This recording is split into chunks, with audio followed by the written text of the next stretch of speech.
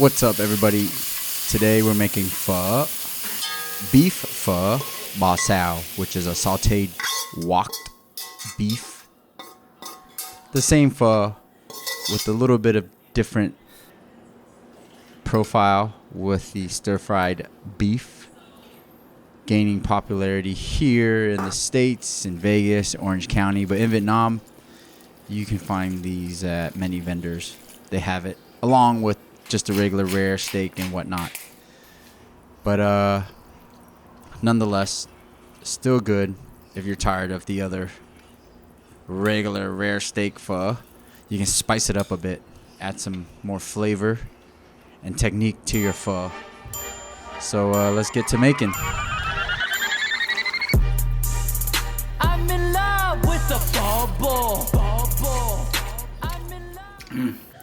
All right, let's prep our beef bones. It's about 3 pounds here. It's not going to be much beef bones for this recipe, since we are sauteing our beef at the end. A little lighter broth is okay. And we're going to get these in the oven, but first we're going to coat them with a little bit of avocado oil, and I'm going to throw them into the oven at 280 degrees for 20 minutes. And if you don't want to do that step, you can parboil it. Same concept. I'm just doing it in our little oven because it was easier today. Once we get a nice browning on them, we're going to throw it into our high quality H2O. And don't forget all the tallow that dripped down to the bottom. You can pour that in. And over here we got 2 yellow onions, 2 medium-sized and 2 small-sized ginger, peeled and charred, and we're going to get that into our high-quality H2O, and then we're going to fill it up all the way to the top. This is about 5 liters of water in our pot. A little bit of salt, about 2 tablespoons. Give that a mix, and we're going to let this simmer for 5 hours, adding water, keeping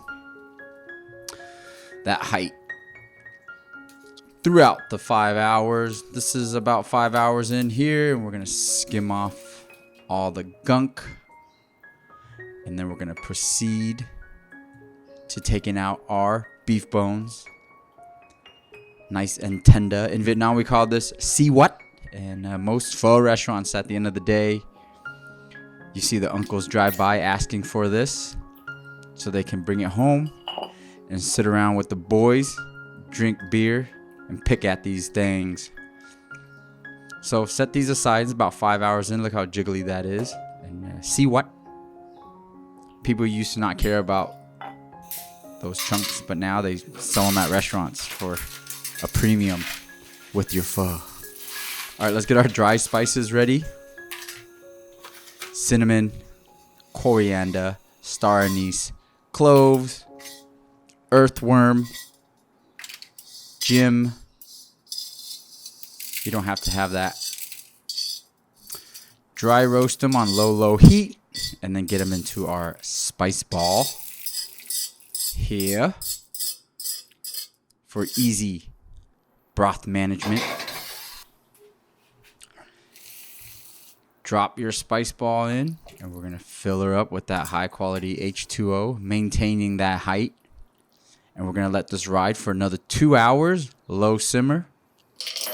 In the meantime, get some rock candy. Measurements in the description below. 2 heaping tablespoons of salt. And then we're going to season our broth with the sugar and the salt. I'm not going to add fish sauce to the broth today, since that'll be part of the saute of our beef, because that will bring on more flavor. So we're just going to keep it clean with sugar and salt. 2 hours. Out goes our spice ball. Out goes our onions and ginger. And taste your broth. It should be light. Add sugar and salt to your liking. Next, let's prepare our garnishes and prep. Look at this beautiful green onion we got from the farmer's market. Absolutely gorgeous. A few bucks for a giant bunch of green onions. Give it a haircut and then cut the whites into 1/2 inches. And then we're going to slice the rest of these bad boys up for garnish.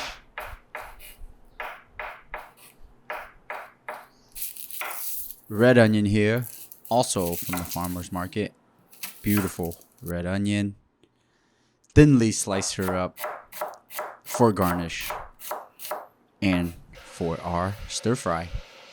Here I have a 10-day grass-fed, dry-aged ribeye that we're going to slice up.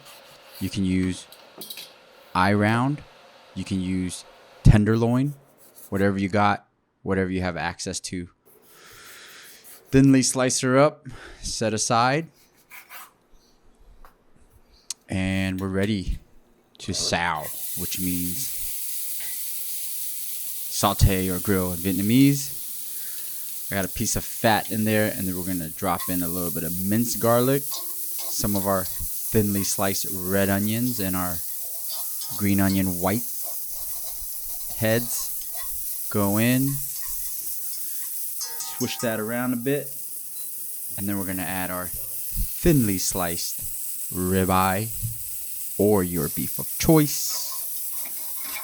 Saute her up, and just a little bit of freshly cracked black pepper, and we're going to hit it with that high quality fish sauce. Saute her up to medium rare. I don't like cooking it all the way since the broth will continue to cook our beef. Get the house smelling fragrant. You smell that garlic. You smell that black pepper. You smell that nuoc mam. And then we're going to get it into our pho bowl with our blanch pho noodles. Thin, fresh pho noodles. Blanch it to perfection. Add it to the bowl. And then we look at that beautiful color of that broth because we roasted our bones first instead of parboiling it. It has a richer color. Gorgeous, gorgeous, gorgeous. Green onions, cilantro, freshly cracked black pepper.